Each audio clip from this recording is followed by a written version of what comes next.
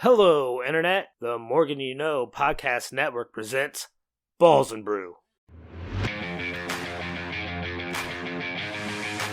Hello, ladies and gentlemen. Welcome into another rousing edition of the flagship sports podcast here on the Morgan You Know Podcasting Network. My name is Rod Morgan, and I will serve as your affable host. Joining me are my fellas that I like to chop it up and talk sports with, much the same way you probably talk sports with your people when you're sitting around having some brews. Thus, the name of the show. Joining us, probably the most important person to all of us here at the Morgan You Know Podcasting Network. We would have no network were it not for this man. He appears on shows. He hosts shows. He produces all of the shows. He makes the graphics. He's Jimmy Jamriska. Rod, I am roused for sure for this fantastic show we've got going. And I do want to say one thing off the top real quick. Chris King, you are right. You are always right. And you will always be right about every take you have on the show. Bill Belichick, not a good coach. Correct. I was wrong. Pat McAfee, Aaron Rodgers. You know what? Your take was right. My take was wrong. My bad, Chris King. You're good on everything. It's nice to see somebody actually back me up on the Bill Belichick take finally. This is absolutely ridiculous. As if this person needs his head to get any bigger down there in the state of North Carolina. It's our old man. He once won a barbecue eating competition with George Seifert. It's Chris King. Chris, hello. Yeah, that was back in '74. That was quite a tale. I kind of wish we had some offensive minds in the NFL like George Seifert right now. We had 17 teams last week that couldn't even score 20 points. I just want to see somebody bring back like the real small spectacle sunglasses like George Seifert used to rock, right? Like he was one of those dudes that rocked the little small circle glasses, right? Just, I don't know, just made him look smarter. I don't know what it was. Maybe somebody just needs to rock those. A man who never rocks sunglasses that way because he has to have wraparound shades because he's always either working out or making bets. It's Josh Williams. Josh, hello. What's up, boys? We had a freaking safety prevent us from going 3-0 last week. And of course, it was the Patriots who blew that. So 2-1, we're 12-8 on the year against the spread, 60%. That's where we were last year. So right on pace, but hoping to go 3-0 this week. There's another one that I was right on, Jimmy. You can mark that up. I said Mac Jones was 0-12 against the spread as an underdog. He's now 0-13. All right, Chris. Keep your arm intact, brother. You're patting yourself on the back. You're going to break it, all right? We need you to at least be able to make it through this particular podcast here, all right? Somebody who is injured the way Chris is fixing to injure himself. You see what I just did there? Is a member of the Chicago Bears. So let's get a Chicago Bears check-in. Jimmy, just when it seemed like maybe there was light at the end of the tunnel for Justin Fields, he had played 2 miraculous games. You were on here singing his praises. Now he's out. What are your thoughts, Jim? We're going to find out probably in 2 days. He's going to be at least out for another 4 games. He's definitely going to go to the IR. And honestly, you never know. He may not come back for a long time because he really needs to kind of focus on himself because I don't think he's going to be the Chicago Bears quarterback next year. It's so funny how the Bears fans and Williams may be just, so far gone with the Bears that he may not be in this realm. But Bears fans, anything positive happens. Anything positive. Yes, finally, we got it. And then it just comes back and destroys us. When Fields got sacked on the first play of the game, if you watched any film on the Vikings, you knew what was going to happen.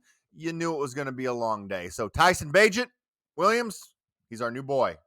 21st quarterback since 2011, I think, to take a snap for the Bears. Yeah, Division II out of Shepherd University. Let's go. Yeah, I think the Bears should try to trade Fields, and we should be the ones tanking, Rod, not the Colts. But yeah, it's dire days for the Bears here. And then news comes out where it says that Caleb Williams might not even want to play for certain organizations, and you could guess that might be Chicago because they're horribly run, and they need a new stadium, and they need a new GM, and they need a new head coach, and they need a new offensive coordinator, and they need a new defensive line. But other than that, the Bears are fine. Well, the good news is we got rid of a bad quarterback. We got rid of P.J. Walker. He had a bad preseason. He hasn't done anything. Oh, wait, he's got the exact same amount of wins as the starters the Bears do. Yeah, I'd really question that when they let that guy go. That really, I did not understand that. That again is just the Bears ownership just continuing to bungle things. And listen, we can hear the bluster out of old Caleb in USC all we want. All right. Why don't you worry a little bit more about beating Notre Dame and a little Let's bit less about go. where you might be going when you get drafted in the NFL draft there, Caleb Williams? You looked absolutely atrocious versus that Notre Dame team. Perhaps you should worry a bit more about that and a little less about what the Bears got going on. I'm bowing up for you Bear fans here. How dare Caleb Williams take a shot at the Bears like that? Only Bears fans who have suffered like you two guys have can take shots like that. Not some also ran from the West Coast Caleb Williams. Whatever. Here's my offer to you two gentlemen right now. Do you want me to suspend the obligatory Bears check-in so that you guys no longer have to talk about this team the rest of the year? I see a yes from No, Mr. Williams. now come on, it's fun. Listen, it's all we have. If the Bears aren't horrendous and a joke, what do we have? We got nothing. Chris, where do you come down on this? Should we continue spending valuable of your opinions because Jimmy says now you're like the new Jimmy the Greek? Everything you say is absolute gold. Should we be wasting your valuable opinion time on this Bears team? No, I like hearing their misery. It gives me peace. It gives me He's right solace. again. I, I enjoy it. I don't think the Bears are actually trying to tank necessarily. I just think they're that bad. All right, That's the listen, you guys bad keep thing. throwing that. They're not trying to tank, and they're this bad. Listen, you guys keep throwing that tank word around with me, and I'll probably get there sooner or later, but I'm going to throw a curveball on you guys and actually not talk about it this week. It's not time for the Colts to give up just yet. It's close. We can see that exit coming up here on the highway, possibly, but it's not time for us to give up just yet. We'll get to the Colts when we get to our obligatory Colts check in a little bit later in the podcast. And Mr. Williams even has a Colts pick for us this week as one of his three. But after we talked about the Bears, we're going to go with something else we normally do right at the top of the show. We go to our wrestling expert, Mr. Jimmy Jamriskin. He will give you the face or good guy or the heel or bad guy of the week. Jimmy, take it away. Well, we're going to go with a face of the week, and we haven't really mentioned the Lions very much on this podcast, and unfortunately, it's just because we focus on another team in that division that is horrible. But the Lions have done a really good job this year. They were coming in really hyped, and guess what? They've done it last week. Jared Goff, another great performance. He's got 1,600 yards on the season, 11 TDs to 3 interceptions. Running game is fantastic. Got in a little trouble last week because some people got hurt, but Jared Goff is my face of the week. Let's go Lions. Williams, let's go to you on your Lions thoughts here, right? I know you were a little bit lukewarm on them coming into the year. You liked a lot of what was there, but you just weren't entirely sure. And then I, of course, made the joke of, well, I mean, we are talking about the Lions here. So where do you have them handicapping wise after 6 weeks? Yeah, I was probably too low on them going in. They have looked awesome, but I will caution the Detroit backers just a little bit. We're getting Detroit here at like the top of the market. I've seen some of handicappers or projections have Detroit as the second best team in the NFL. They're not there yet. Their secondary still is really poor. They got exposed by Seattle. If you look at the other quarterbacks they've played, not that impressive. And Aaron Glenn's defense has always struggled, and he's come out and said this. They've always struggled against mobile quarterbacks. Who do they get this week? Lamar Jackson. This is a huge test, back-to-back road games for Detroit. If they win this one, then I think they are for real. But I would be cautious backing Detroit this week. Chris, you're a big culture guy, right? We make fun of the Lions culture all the time because there was ample opportunity to do so. Dan Campbell comes in. It seems like maybe he's changed the culture up there in Detroit. Like they're kind of the big bads on the block right now, no? Yeah, they got that dog in them. They go out there and they fight every single game. And I don't like Williams bringing up that they haven't played against any kind of quarterbacks because they did go to Kansas City and beat Patrick Mahomes. I believe he is the reigning MVP and Super Bowl MVP. So their biggest wins so far this year really came on the road at Kansas City, at Tampa Bay, and then at Green Bay, which is a big win for Detroit. This is an exciting team, and they go out there and they play hard every single week. And this defense, which was their crutch last year for sure, has really stepped it up. Jimmy Jam, last question to you related to Bears check-in here. Do you want to back the truck up to Ben Johnson, offensive coordinator for the Lions, as the next Bears coach? it's tough because you want someone who knows what they're doing as an NFL head coach, right? We've seen this, and it has not worked for the past couple coaches. Flus, Nagy, John Fox didn't work either. Lovie Smith should still be the coach. That being said, is we need somebody who's going to come in.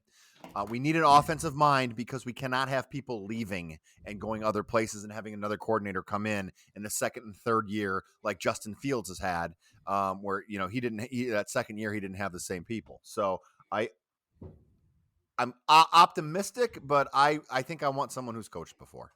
Williams, you're a Bears fan. I saw you getting excited there. Are you all in on Ben Johnson? All in on Ben Johnson, man. All in on Ben Johnson. He is the best offensive coordinator out there. He is basically having Jared Goff as an MVP candidate. And like the Bears need to get an offensive mind in there. This is why I think you hire a great offensive mind because as a head coach, because if you hire them as an offensive coordinator, they're just going to become a head coach in the next year or two. Watch out for Bobby Slarick for Houston. He's going to be a head coach in probably 2025 or 2026 if Houston keeps on this trajectory. But Ben Johnson is the number one priority for the Bears right now. They have to try and get him. We're seeing it with the Eagles right now too, right? Certainly not reflected in their record, but a lot of people are saying their offense is a little less punchy as it was last year, and that's because Steichen is away as a head coach now for our Indianapolis Colts. So I agree with a lot of what you're saying there, Chris. I love dog in them, right? We all made fun of Dan Campbell when he said we're going to have players who are going to bite your knees, and then we're going to go at your ankles, and then we're going to go at your shins. But I mean, the Lions are buying it, right? I mean, they will not be a joke on Thanksgiving Day. Your Cowboys might be the joke on Thanksgiving Day, but not the Lions. Well, the Lions will probably be the best team playing on Thanksgiving Day, no matter who's out there on the field. And I have been a believer. I think they're one of the better 5-1 teams that's in the NFL right now. There we go. Speaking of teams, that's definitely not one of the better NFL teams in the league, possibly one of the historically bad teams we've ever seen. Jimmy, tell us who got the heel designation this week. A team that, quite frankly, is looking to knock the Bears off the perch as the emeritus heel of the week. Yeah, the Bears are so bad, they're going to have the second and third pick, not the first pick in the draft, because the Denver Broncos are going against a Chiefs team that's kind of beat up. It's not the Chiefs of old, and they waited to the fourth quarter to score a touchdown. Russell Wilson has just been 13 to 22, 95 yards, 2 interceptions last week. I mentioned that fourth quarter. If their running game didn't do anything, they'd even be worse. It's the Denver Broncos. Sean Payton took this job knowing that this season was going to be a waste. He hated Russell Wilson, I think, from before he even signed with the Broncos. Broncos just gave him all the money. So you gotta come and coach. You gotta coach who you have. But I don't think Russell Wilson's on the Broncos next year. Broncos are my Chicago Bears 2023 heel of the week. Williams, I'll go to you here with this follow-up. Do the Broncos need to go to Jared Stidham? I mean, Peyton might do that, but the problem is that they owe so much money to Russ, or like over the next 3 years, that they're pretty much stuck with them unless they package some crazy deal to try and get the dead money on Russ's contract is like it's like 86 million like in 2025. So like they are pretty much stuck with this guy. And like honestly, Russ hasn't been terrible. It's been the defense. Like I cannot believe how bad this defense has been. Last year, guys, if they just would have averaged like 18 points per game on offense, they would have made the playoffs. And when we talk about like non-sticky stats, sometimes defense isn't sticky from year to year. Like I cannot believe the drastic just craziness that the Denver defense has just lacked this year. They went from being very good last year to absolutely atrocious this year. I know they've had a few injuries, but it should not be this bad. But yeah, Russ has been pretty bad against the blitz, but none of their wide receivers can create separation. It's been a mess there from the start. So, Chris, you're our defensive watcher on this podcast. What do you think the Broncos' main problem on defense is? They obviously can't tackle anymore. I don't know what's going on, but I have seen them miss so many tackles on the first and second levels that it's just been insane. And Williams is right. I don't think you can put this on Russ. Russ has thrown for 1,300 yards. He's got 12 touchdowns, only 4 interceptions, and 2 of those we saw last week. So it's not that Russ hasn't been bad like he was last year. I mean, he couldn't cook raw pasta last year. It's this defense that has literally not shown up at all in any game so far. It's been ridiculous considering they were probably one of the best defenses last year. All right, let me sum that up for the listeners at home. Chris doesn't really know why the Broncos defense isn't any good, and that's okay because it sounds like a lot of people don't know why the Broncos defense isn't any good. But guess what? Chris doesn't just not know one thing; he doesn't know many things, and he's about to tell us another one right now. Yeah, I don't know a lot of stuff. One of the things I don't know are quarterbacks in the NFL. Give you a little bit of history. I wanted the Colts to take Ryan Leaf over Peyton Manning way back in 1998, and that would have been a horrible, horrible decision. I Correct. also thought that Cincinnati should have taken Tua at that number one pick over Joe Burrow, and we can see how well Joe Burrow's worked out in Cincinnati. That being said, I still don't know about Justin Herbert. I know there are some guys on this pod specifically that are fans of Herbert, say that he's got the talent, that he's got this. I just don't see it. And I don't know if it's my ineptitude or what. People say that he's good. He has a lot of comeback games. He gets a lot of game-winning drives. I think he's had the third most game-winning drives in the NFL since 2020. But he's behind guys like Kirk Cousins and Derek Carr, who we don't think are great quarterbacks either. One thing that he has done, though, is he has thrown 13 fourth quarter interceptions in one score games, which is 5 more than any other quarterback since 2020. I don't know what to think. I still don't believe in him. I can't believe in the Chargers, therefore. I'll tell you one thing I do believe in is his hair. All right. That is some gorgeous hair on that dude. I am jealous of Justin Herbert's locks. I'm not necessarily jealous of the record that he puts up. I am not the analytics guy, right? Don't call me statistician on this podcast by any means. So I hear the same thing you do, Chris, that everybody says that this dude's the man. But then I look at San Diego's record and I'm like, okay, sure, I can pin a lot of this on the Chargers' institutional ineptitude, but Jimmy Jam, I know you're a main Herbert supporter. At what point are we to expect this guy to win games? I mean, he can't do everything. He can't coach, and they obviously don't have one, so he's never had a good coach. He can't play defense. He can't not get hurt as a wide receiver because Mike Williams gets hurt all the time. So, yeah, he's a really good quarterback. Like, who are you gonna take over him? You know, Chris, I'm gonna give you 3 names here. Would you take Trevor Lawrence over Justin Herbert right now? Okay, Chris doesn't want to talk about it, apparently. Yes, I would take Trevor Lawrence over Justin Herbert. You would take Trevor Lawrence. Would you take Tua over Justin Herbert? I would definitely take Tua. Jared Goff. I would definitely take Jared Goff. Geno Smith. No. So Geno Smith. So you would have Herbert as your 9th quarterback. Williams, let me go to you real quick. If you put Herbert on the Dolphins, what happens? He's probably winning MVP. That's what I think, because the Dolphins have a good coach. They have good weapons. And I think, Rod, if I'm not mistaken, would you take Herbert or Tua? Who would you take? I don't know why we're chucking Tua to the side, frankly. I mean, this guy no. Good quarterback. Pretty well suited. What I would do, right, with the team I might have brought up, right, because then this is also the catnip for this podcast anyway. What does Justin Herbert do if he's where Mr. Irrelevant Brock Purdy is right now? All right, that's the question for me. The statue already erected in San Jose, right, Williams? He's probably winning MVP there. In my opinion.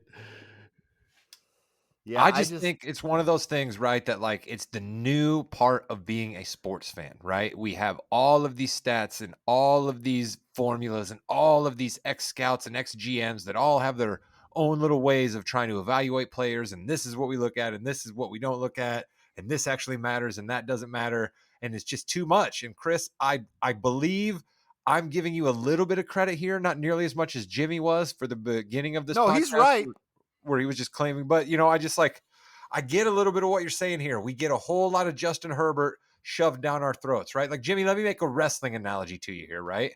Like Drew McIntyre, before he's the Drew Yes. McIntyre that we love now, right? When he comes Sure. out, he's clean cut, he's all buffed up, he's young, he's aggressive, he says, I'm the man, they're making me the new champion. Everybody hates him. Isn't Justin Herbert early Drew McIntyre? He could be. Maybe Justin Herbert needs to go back to college for a few years, develop his game, a little mic work, come back, make a comeback there. I like that. I like that a lot for sure. And I got to say this. Hey, Chris, I love when you and I disagree on this podcast because it always comes back to you being right. And I don't like it because I like Justin Herbert. I want him to succeed. Apparently he's not, though. Thanks, Chris. Yeah, Chris, we all appreciate you in our own little ways on this podcast. You're our little totem around here. We love you for it, buddy. All right, I am going to drop a take on you now that not enough people are talking about, and I am willing to guarantee that this take I'm about to drop on you right now, only insane people would be talking about on podcasts or the radio. But I'm bringing it to you anyway because that's the kind of charisma and the kind of fire I have for you here on the Morgan Podcasting Network. Here's the deal. Gardner Minshew sang his praises last week. Still want to continue to sing his praises, but we might have to reevaluate what strengths Gardner Minshew actually has. Starting quarterback might not be a box we can check off for Gardner Minshew, but I got a workaround, okay? We got a guy on the Colts roster who started a couple NFL games before by the name of Slingin' Sam Ehlinger, all right? Let's have Sam be the starting quarterback. Sam comes out, does a couple of drives, things maybe don't go well. Maybe they do go well. Fine. Middle of the second quarter, Gardner doesn't even know when it's going to be, right? He's got to literally just run and grab his helmet and come in when Steichen says it's your time, just like a reliever running out of the bullpen, all right? Just like Ricky Wild Thing Vaughn coming out of the bullpen for the Indians, right? Jake Taylor looks over at Lou Brown and he says, you want Wild Thing? Yeah, I know he hasn't done well against this guy, but I got a hunch he's due, right? Let's just play that hunch with Gardner as a relief QB every game. Slinging Sam Ehlinger as a starter. Chris, your thoughts as a fellow Colt fan? I like it. I think you're dead on. I don't think you can count on Gardner as a starter. I think you set up a system where you have 20 prepackaged plays ready to go. Get Sam out there and he runs those 20 prepackaged plays. Like you have that set up in the system. And depending on how well No, Chris, you're already off because Gardner then knows when he's coming in. I think Nope. that's part of the problem with him being the starting QB. Just because you have those 20 plays doesn't guarantee when he's going to come in. Depending on how successful we are, we may not bring him in until the second half or the That's third the other quarter. part I'm worried about. Jimmy, how much do I need to script this out for the Colts to be failing for then me to also get the Gardner magic, right? Can he still summon the magic if he comes in with the Colts on top? Yes, he can because he's had to do it before, and that's fine. So Sam Ehlinger can go 20 for 20 and 3 touchdowns. You still bring in Minshew at some point in that second quarter. Okay, don't tell it's going to be in the second quarter, but you don't tell him when it's going to be. I like where you're going here because he still needs to be, he still needs to kind of figure out when he's going to come in. It's a little surprise to him. I like that. Maybe even bring him in on third down for the hell of it. Why not? Right? Yeah. Just bring him in randomly. Now we're talking. Jimmy Williams, let me go to you, the handicapper. If a team started to employ this relief quarterback system, what would it do to the lines? What would it do to your process? Man, I'm with you though. I think it would be awesome for this to happen because I do think that Minshew is better when he just like comes in and he doesn't have to think about anything. If you give him a whole week to prepare, I think it kind of messes with his head. I don't know. Yeah, that would be awesome if a team actually did this. Remember back in the day, man, when Bill Walsh was trying to implement Steve Young and Joe Montana at the same time, and he was trying to get Steve Young in these running packages, and everyone thought he was just crazy for doing it because he had Joe Montana on the team. But that he was kind of like the first one to even like think about this stuff. And we've seen a few coaches do some wildcat stuff, Taysom Hill with the Saints and stuff like that. But it would be really interesting if a coach did this. I don't think you could do it just because of, I don't know, just contracts and locker room stuff and jealousy. But like, it would be so fun to see this, see if this experiment would actually work. Well, because we can bring in intro music, right? I mean, that's the best part of wrestling, right? That's the best part of the baseball reliever, right? We can bring in music for dudes coming in off the bench. Come on, I'm telling you, this is a great idea.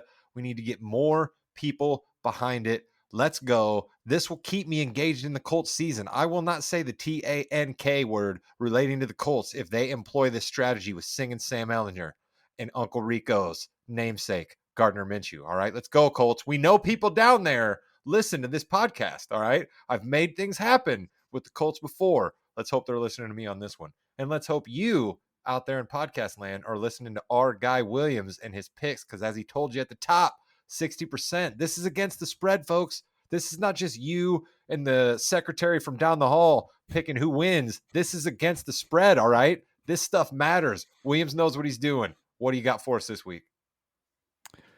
Yeah, let's go. Speaking of the Colts, let's go Colts and Browns under 41 this week on Caesars or MGM.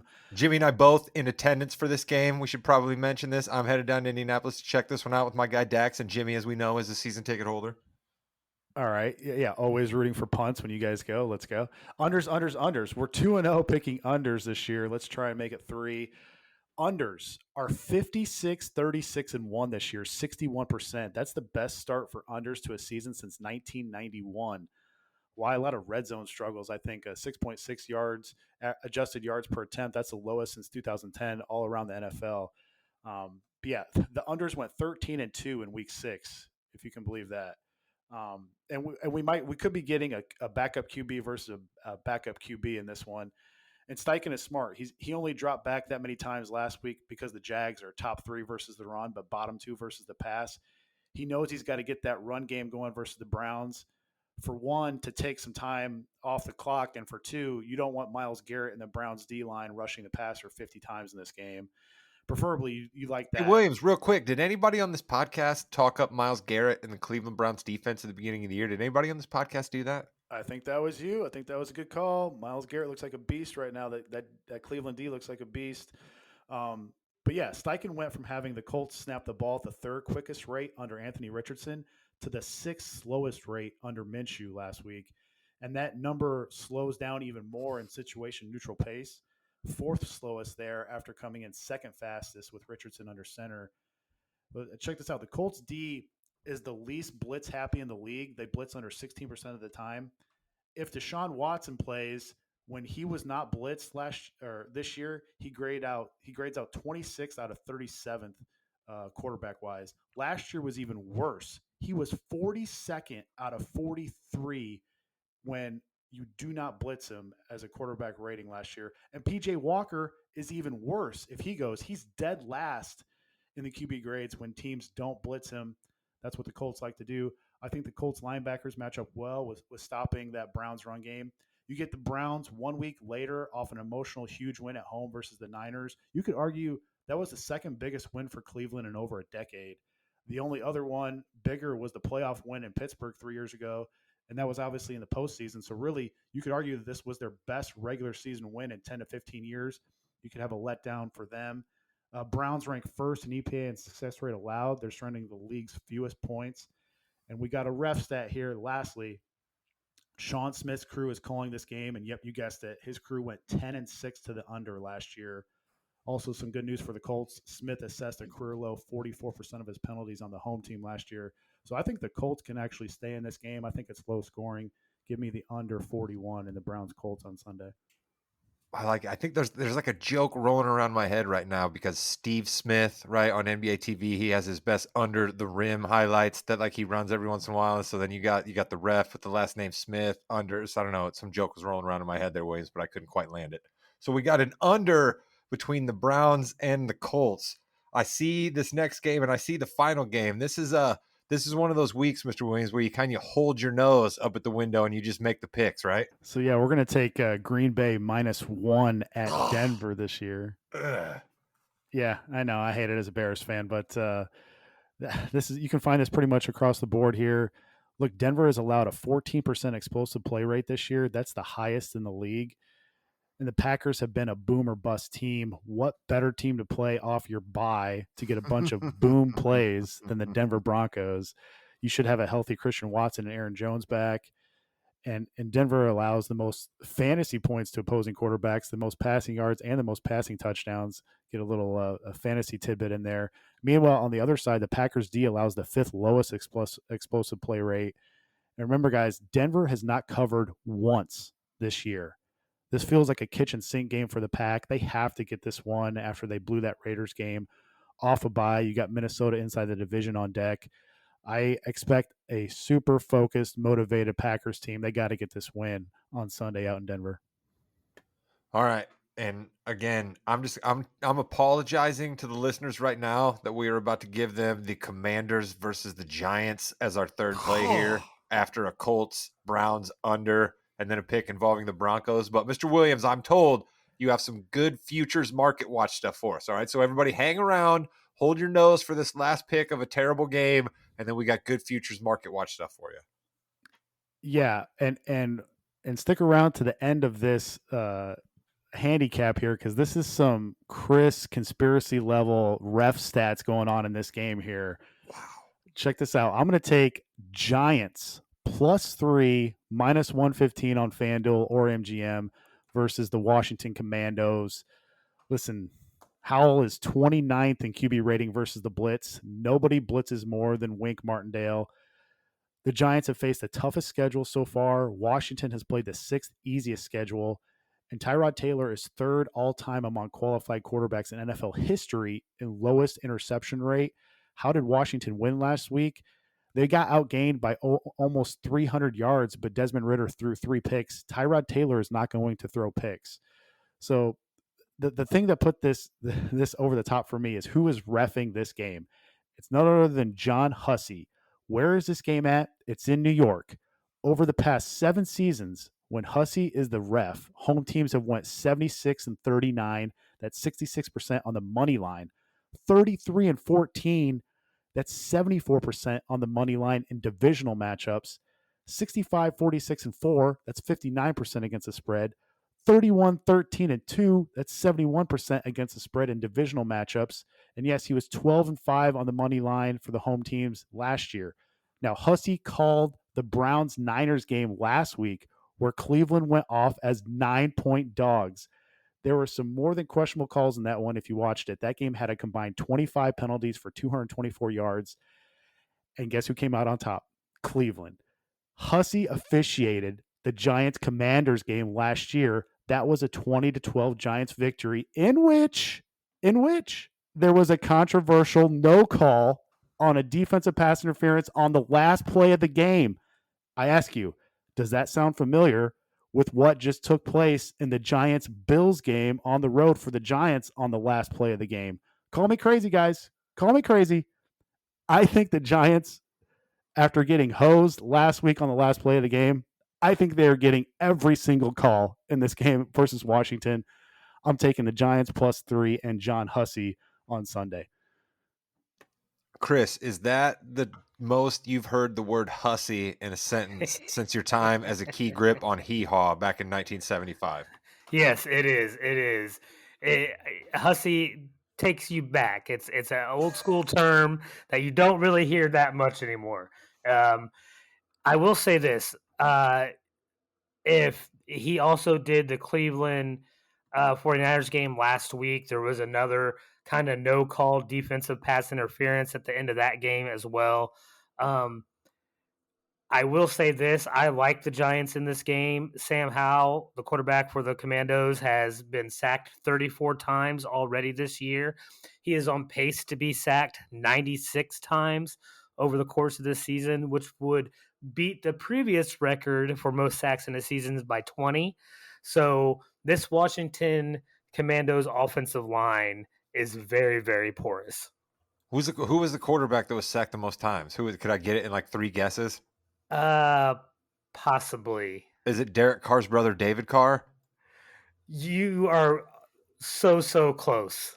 Oh, I thought it was him in that first year as a Texans quarterback. Is He it got Derek Carr? It is Derek Carr. Oh, dang it. All right, I would have gotten there in 3. My next guess was going to be Don Mikowski. No, he probably didn't get enough starts to even get sacked that many times. Man. The Magic Man. All right, so there we have it. We have Giants versus Washington, boo. Packers versus Denver, boo. Colts, Browns under, boo, because I'm going to be there in person. So, Mr. Williams, we are not ending the podcast on that note. We are going to go into everyone's favorite new segment. Okay. I run into the couple of Morgan fans that are out there in the universe, and they tell me that they love Futures Market Watch. Okay, man, this is another ugly one here. This is another ugly one. We're gonna take if you go on DK and you scroll all the way over to season specials, it'll say who will the Carolina Panthers beat first. Next week, they're off the bye versus Houston. I don't like them in that game because Houston is also off a bye. The following week is the Frank Reich Bowl versus the Colts. I think the Colts have a better coach. I don't like them that week. If you look in the future, the 4 games after this one I'm about to tell you, they all face really tough defenses. What I'm about to tell you is who will the Carolina Panthers beat first? The Chicago Bears plus 550.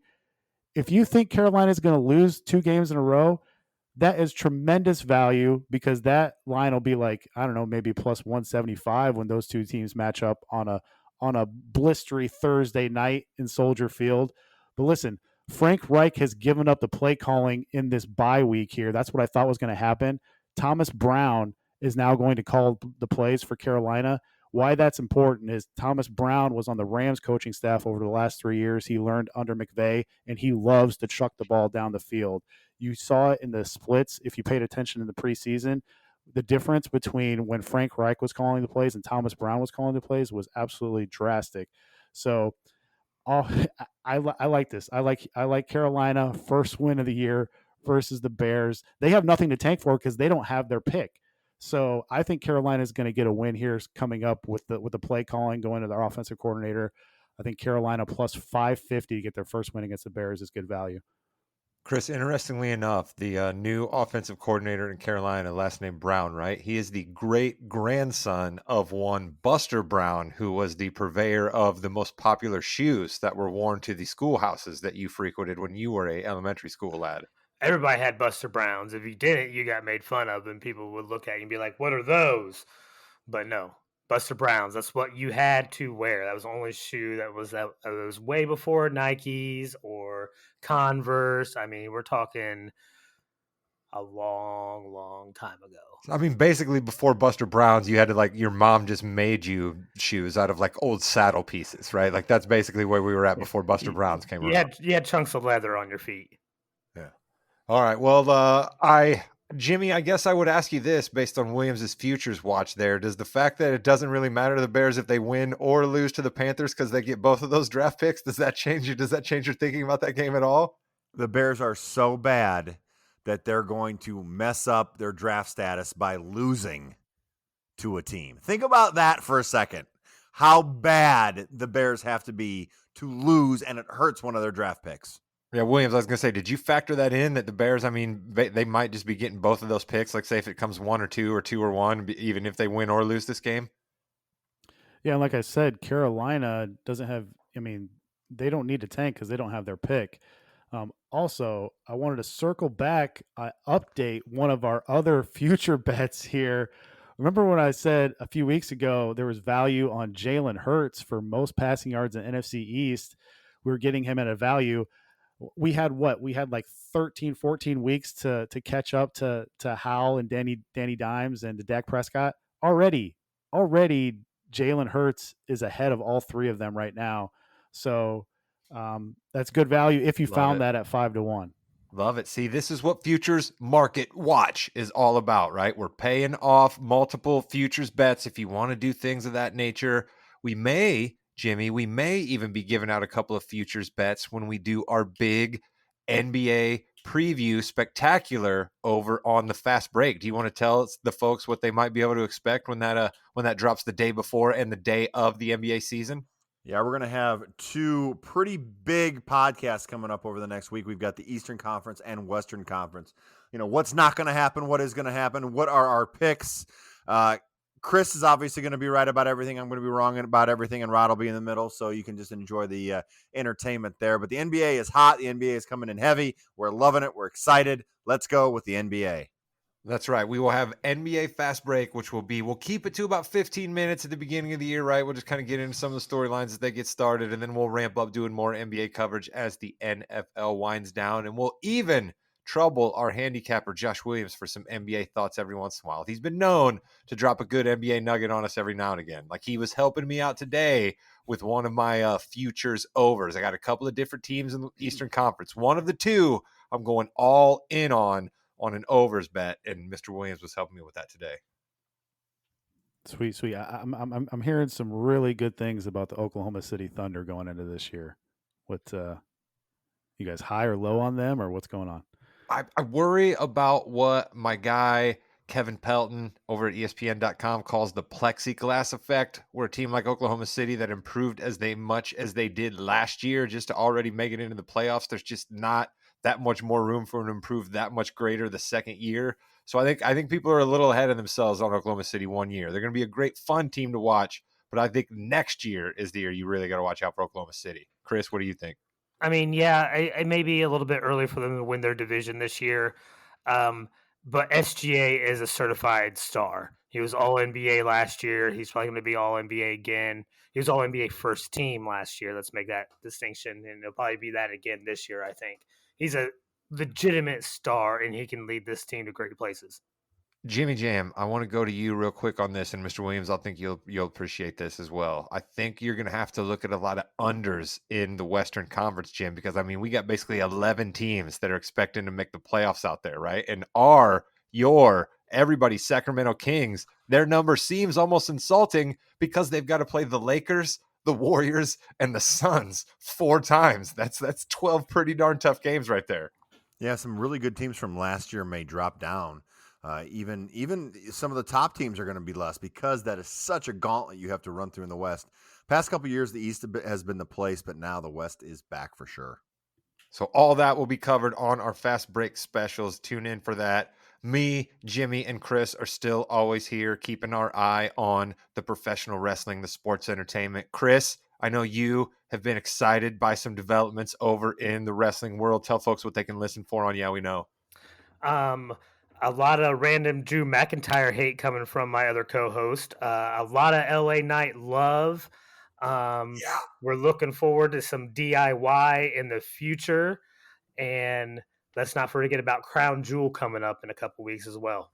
Listen to how good of a wrestling podcaster our boy has come along at. It's all happening here on the Morgan Podcasting Network. Thanks to Williams for being the handicapper. Thanks to Jimmy for being the glue that holds it all together. Thank you for taking some time out of your day to listen to us. And the final word goes to Mr. King. Goodbye, Internet.